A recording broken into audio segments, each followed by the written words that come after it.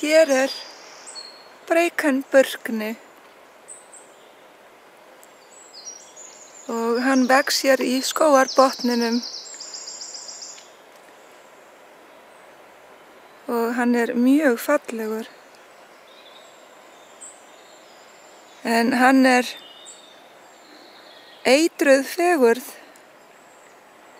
því að það í honum krabbameinsvaldandi efni. Hann var fyrr á tímum notaður til að fóðra skó hjá fátæku fólki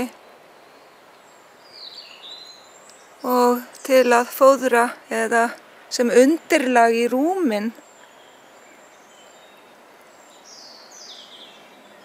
En það sagt að það taki áratugi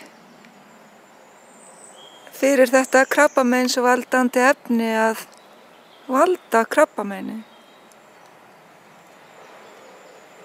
Þannig að það mjög gott að enginn notar þennan burkna lengur.